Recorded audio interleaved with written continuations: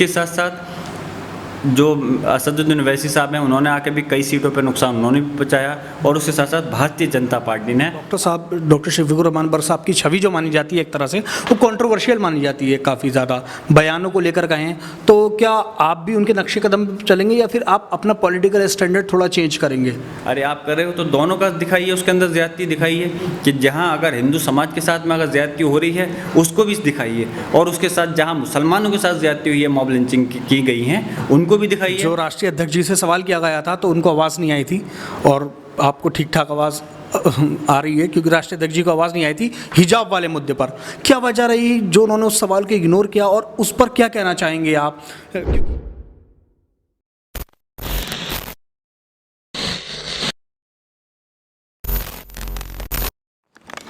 फैज़ान फारूकी नाम है मेरा और आप देख रहे हैं द पब्लिक व्यू। इस वक्त मैं मौजूद हूं कुंदरकी से विधायक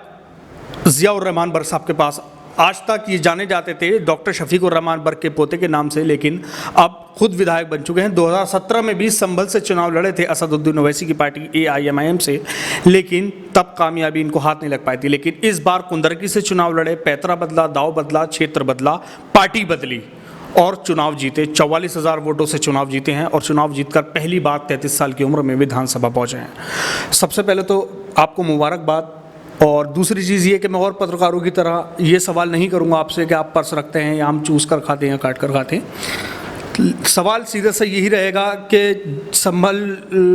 को छोड़कर आप कुंदरकी गए, अपने शहर को छोड़कर, ये चीज़ें चलती रही आपके साथ कि जो शहर को छोड़कर दूसरे शहर चले गए। कुंदरकी में आप ऐसा क्या करेंगे जो मतलब कि कुंदरकी की जनता ने आपको इतना भरोसा दिखाया, आप पर इतना आपको अपनाया है, तो कुंदरकी की जनता को आप क्या इनाम देंगे, मतलब रिटर्न गिफ्ट क्या देंगे आप? मैं सबसे पहले तो उन लोगों का, सबका, अपने कुंदरकी विधानसभा के सम्मानित लोगों का मैं शुक्रिया अदा करता हूं कि उन्होंने बहुत उम्मीद के साथ में और ज़्यादा मुझको जो तवक्को थी उससे कई गुना ज़्यादा मुझे नवाजा है, मोहब्बत से भी और वोटों से भी, और एक तारीख़ी वोटों से मुझे जिता करके विधानसभा में पहुँचाने का काम किया है। जो उम्मीदें आदमी जिस उम्मीदों के साथ पे अपने किसी एक प्रत्याशी को अपना नुमाइंदा चुन कर विधानसभा या लोकसभा में भेजता है, इंशाल्लाह मैं उनकी तमाम उम्मीदों पर मैं खरा उतरूँगा, चाहे वो उनकी खिदमत करने का कोई मसला हो, चाहे क्षेत्र का विकास हो, दोनों चीज़ों पर मेरी पूरी कोशिश रहेगी। मैं दादा मोहतरम बख्श साहब की तरह पूरी ईमानदारी के साथ में उन लोगों की खिदमत को अंजाम दूँगा। अच्छा ज़िया साहब, ये बताइए ज़िया भाई कि अखिलेश यादव 2012 में मुख्यमंत्री उत्तर प्रदेश के रहे, 2014 में चुनाव होता है लोकसभा का, उसमें शिकस्त होती है उनको, 2017 में शिकस्त होती है, 2019 में शिकस्त होती है और 2022 में शिकस्त होती है। क्या वजह रही है? क्या अखिलेश यादव एक कमज़ोर कड़ी साबित हो रहे हैं समाजवादी परिवार की, कि उनसे अभी तक एक भी जीत अपने बल पर नहीं दिलवाई गई है, मतलब सरकार नहीं बनाई गई अभी तक? क्या वजह मानते हैं, इस बार क्या वजह मानते हैं अखिलेश यादव जी की, जो हारे हैं, लगातार चुनाव हारे और इस बार भी हारे? 17 का से अच्छी परफॉर्मेंस रही, वोट शेयर भी बढ़ा, सीटें भी बढ़ी, लेकिन फिर भी सरकार बहुमत से नहीं बना पाए, सरकार नहीं बना पाए, तो क्या वजह रही है? क्या समीक्षा क्या रही है इसमें? आपने कहा कि वो हमेशा से फेल होते चले आ रहे हैं। माननीय, आपको शायद मालूम होना चाहिए, माननीय राष्ट्रीय अध्यक्ष अखिलेश यादव जी ने 2012 में जब समाजवादी पार्टी की सरकार बनी थी, तो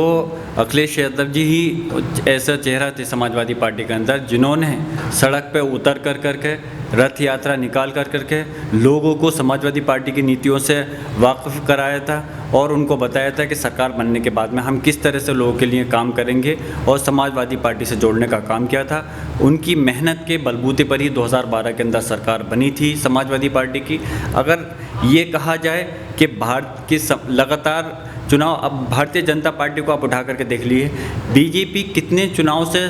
हारती हुई चली आई है, जब से वजूद में आई है, सिर्फ और सिर्फ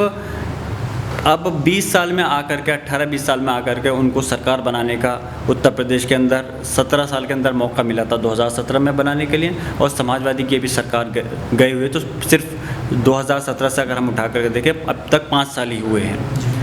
और अब आप ग्राफ उठा करके देखिए 2022 का उठा कर देखिए, जो 2017 के अंदर 47 सीटें थी, आज समाजवादी पार्टी की गठबंधन की 125 सीटें हैं जो जीत कर आई हैं, और हमारा जो वोट बैंक है वो 1.5 गुना वोट बढ़ा भी है। और समाजवादी आप ये उठा के देखिए कि इस उत्तर प्रदेश के अंदर चुनाव तो समाजवादी का हो रहा था, पार्टी मैदान में थी, जो उसकी कमान संभाल रखी थी चुनाव की, समाजवादी पार्टी के नेता राष्ट्रीय अध्यक्ष अखिलेश यादव जी ने अकेले कमान संभाल रखी थी। जबकि दूसरी तरफ अगर आप देखें तो वहाँ पर खाली उत्तर प्रदेश के नहीं बल्कि पूरे हिंदुस्तान के नेता बीजेपी के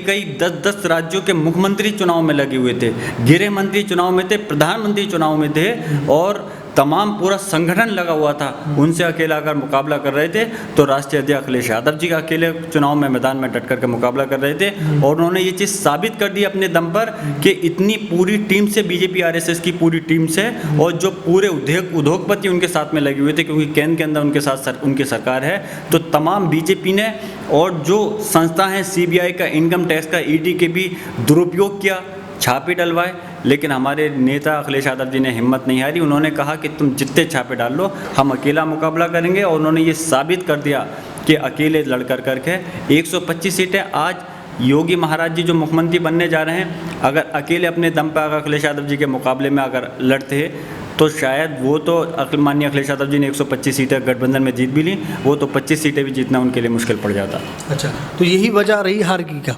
नहीं, हार की वजह जानना चाह रहा हूँ। हार की देखिए कुछ 2-3 जो पॉइंट हैं वो तो मेरे सामने हैं, लेकिन अभी मेन समीक्षा जो है हमारे जो नेता हैं माननीय राष्ट्रीय अध्यक्ष अखिलेश यादव जी, वो समीक्षा करेंगे और तमाम जो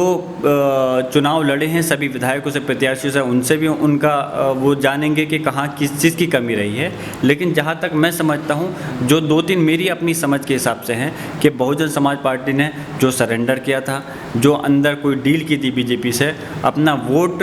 बीजेपी को उनको काफ़ी डाइवर्ट हुआ है, जबकि ज़्यादा वोट समाजवादी पार्टी को मिला है, लेकिन बीएसपी ने अपना आपको डाइवर्ट अपना वोट कराने का काम किया है। उसके साथ साथ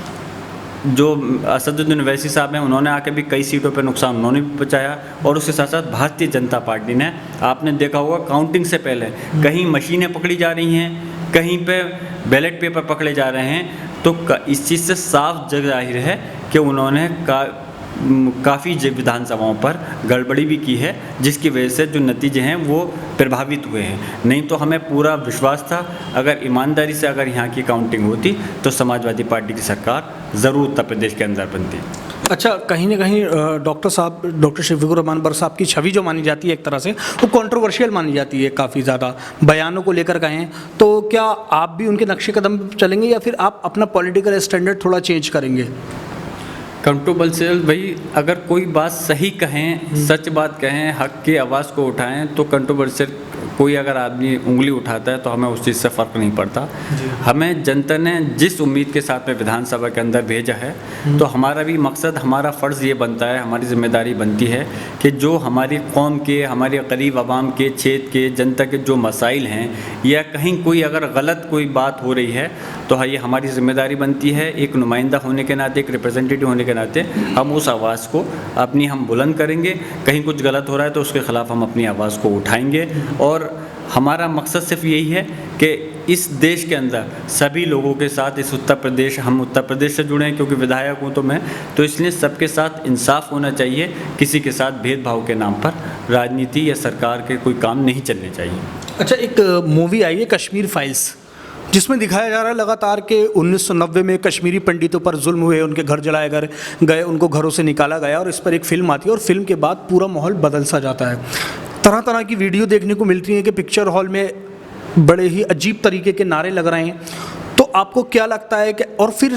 जो बड़े बड़े राज्य हैं उनकी सरकारों ने टैक्स फ्री किया है फिल्म मूवीज़ को, सरकारी कर्मचारियों को आधे दिन की छुट्टी दी है, तो क्या इस तरह की मूवी को बढ़ावा देना कितना सही है और कितना गलत है आपकी नज़र में? मैं इस चीज़ के ख़िलाफ़ हूँ कि इस टाइप की कोई फिल्में बने और उससे कुछ देश का माहौल ख़राब हो, आपस में लोगों के बीच में दूरियां बने।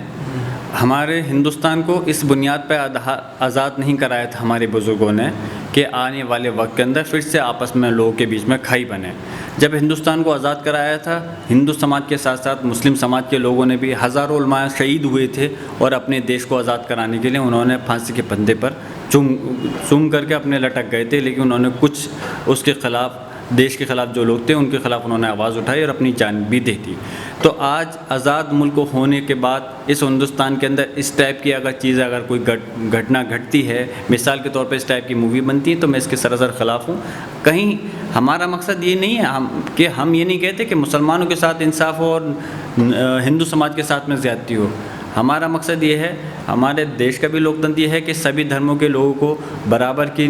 हिसाब से देखना चाहिए, सबको बराबर का हक मिलना चाहिए। कोई भी व्यक्ति अपने जो इस देश का नागरिक है अपनी मर्ज़ी से देश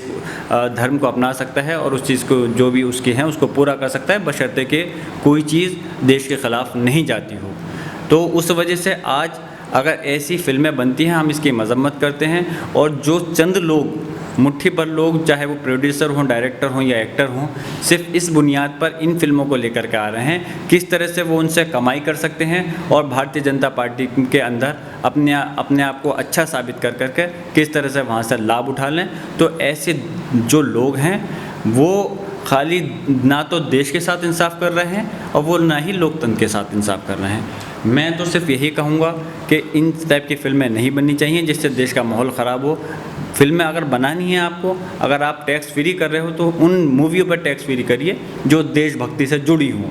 हम तो ये कहते हैं कि अगर लेकिन आप इस टाइप की फ़िल्म बना रहे हो तो फिर मैंने जैसे पिछले अभी मेरे प्रेस कॉन्फ्रेंस की थी उसमें भी मैंने मांग की थी, अरे आप कर रहे हो तो दोनों का दिखाइए, उसके अंदर ज़्यादती दिखाइए कि जहाँ अगर हिंदू समाज के साथ में अगर ज़्यादती हो रही है उसको भी दिखाइए, और उसके साथ जहाँ मुसलमानों के साथ ज़्यादती हुई है, मॉब लिंचिंग की गई हैं, उनको भी दिखाइए। अगर सिख समाज के ऊपर ज़्यादती हुई है, जो इतने लोग 1 साल से किसान जो किसी एक धर्म के नहीं सभी धर्मों से जुड़े हुए थे सड़क पर रहे, उनके साथ जो ज़्यादती हुई है उसको भी दिखाइए। उन चीज़ों को क्यों आप छुपा रहे हो? इस चीज़ के लिए हम आखिरी सवाल जी भाई, जो राष्ट्रीय अध्यक्ष जी से सवाल किया गया था तो उनको आवाज़ नहीं आई थी और आपको ठीक ठाक आवाज़ आ रही है, क्योंकि राष्ट्रीय अध्यक्ष जी को आवाज़ नहीं आई थी हिजाब वाले मुद्दे पर। क्या वजह रही जो उन्होंने उस सवाल को इग्नोर किया, और उस पर क्या कहना चाहेंगे आप? क्योंकि अब तो कर्नाटक हाई कोर्ट ने भी ये कह दिया है कि मतलब ज़रूरी अंग नहीं है इस्लाम का, बिना किसी इस्लामी रिव्यू के ये कह दिया है कि ज़रूरी अंग नहीं है, और इस पर बहुत सारे बड़े बड़े नेताओं ने नाइत्तेफाकी जताई है कि अब उससे बिल्कुल इत्तेफाक नहीं रखते हैं। तो इस पर आपका क्या कहना है? क्या हिजाब जैसे मुद्दे देश में, जहाँ एक तरफ बेरोज़गारी, भूखमरी, गरीबी, बहुत सारी ऐसी मुद्दे हैं, उसमें हिजाब का मुद्दा क्या आना ज़रूरी है इलेक्शन के टाइम पे, और ये मुद्दा क्यों है, इस पर क्यों आवाज़ नहीं उठाई जा रही? देखिए, आपने जो कहा, आपने तो मेरी जो सवाल है उसका जो पूरा उसका कुछ जवाब तो आपने खुद ही दे दिया कि माननीय अखिलेश यादव जी से जब सवाल किया गया था तो वो आवाज़ पहुंच नहीं पाई थी उन तक, जिस वजह से जब आवाज़ नहीं पहुंच पाई तो उसकी वजह से वो जवाब भी नहीं दे पाए। अब रही बात जहाँ तक हमारा मसला है हिजाब के मसले पे, मैं पहले भी कह चुका हूँ कि हिजाब इस्लाम के अंदर आपको हमें ये जानना होगा कि इस्लाम के अंदर खाली हिजाब या अबाया बुरखा नहीं आया है कि जिससे आप वो हो। हमारे इस्लाम की शरीयत के हुक्म के हिसाब से जो हमारे मुस्लिम परिवार की जो महिला हैं, हमारी जो माँ बहन बेटी हैं, उनको अपना चेहरा, अपने जिस्म को छुपाना होता है, और उसके लिए उनको वो दुपट्टे से भी ढक सकती हैं, हिजाब से भी ढक सकती हैं, बुरखा पहनती हैं। लेकिन उसके अंदर जब हमारा देश के अंदर हमारा संविधान ये हमें अधिकार देता है कि हम अपने किसी भी मज़हब को, किसी भी धर्म को हम अपना करके उस चीज़ को हम उसको पूरा करें, तो इन चीज़ों में मैं समझता हूँ इस टाइप के मुद्दों को उछाल कर करके जिसका कि औचित्य नहीं बनता, कुछ लोग, चंद लोग, मुट्ठी भर लोग जा कर के इसके ख़िलाफ़ आवाज़ उठाते हैं और फिर हाई कोर्ट जाते हैं। अगर हाई कोर्ट कोई फ़ैसला, जजमेंट दे रहा है, अगर उसमें हमारा ये अधिकार है, अगर हम उससे सेटिस्फाई नहीं हैं उनके हाई कोर्ट के फ़ैसले से, तो हम उस बात को, हम उसके ख़िलाफ़ जा कर के सुप्रीम कोर्ट में जा कर के उसके ख़िलाफ़ आवाज़ उठा सकते हैं, और हम करेंगे। मुस्लिम लॉ, पर्सनल लॉ बोर्ड ने भी कह दिया है कि उसके ख़िलाफ़ सुप्रीम कोर्ट जाएंगे, और कहीं ज़रूरत पड़ती है अगर वकील अलग से करने के लिए तो हम इसके ख़िलाफ़, हाई कोर्ट के ख़िलाफ़ सुप्रीम कोर्ट में जाएंगे। और इस टाइप की बात करना हमारे मज़हब के अंदर कि किसको हिजाब पहनना चाहिए, किसको किस तरह के कपड़े पहनने चाहिए, ये गलत है। अरे आप ये देखो ना कि इस देश के अंदर खुशहाली कैसे आए, इस देश के अंदर रोज़गार कैसे मिले, इस देश के अंदर भ्रष्टाचार कम कैसे हो, इस देश के अंदर बेरोज़गारी कैसे मिटे, इस देश के अंदर जो महंगाई है किस तरह से घटे। इस चीज़ के मुद्दों को नज़रअंदाज करने के लिए इस टाइप के मसलों को लाया जाता है। और मैं अभी भी फिर भी यही कहूँगा कि चाहे पुलिस प्रशासन हो, शासन हो, या न्यायालय हो, कोई किसी धर्म से ताल्लुक़ रखता है, मैंने अभी पहले बात दोहराई थी, अगर जो बात देश के ख़िलाफ़ नहीं जाती हो उस चीज़ में, धर्म के मामले में किसी को हस्तक्षेप नहीं करना चाहिए। धर्म के मामले की आस्था होती है और उसके आस्था के साथ में खिलवाड़ नहीं होना चाहिए। बहुत शुक्रिया। तो ये हमारे साथ मौजूद थे कुंदरकी से विधायक ज़ियाउर रहमान बर्क साहब। थोड़े से तीखे सवाल रहे और तीखे सवालों के बहुत अच्छी से जवाब दिए। आने वाले वक्त में शायद डॉक्टर शफीकुर रहमान बर्क की जगह ले, अपने बयानों से ही, अपने राजनीतिक करियर से, ये आने वाले वक्त में पता चलेगा। बहरहाल इनका 5 साल का करियर कैसा रहता है ये नज़रअंदाज करने वाली बात नहीं होगी, ये नज़र देने वाली बात होगी। हमारी वीडियो आपको कैसी लगी कमेंट सेक्शन में ज़रूर बताइए। द पब्लिक व्यू देखते रहिए। जय हिंद, जय भारत।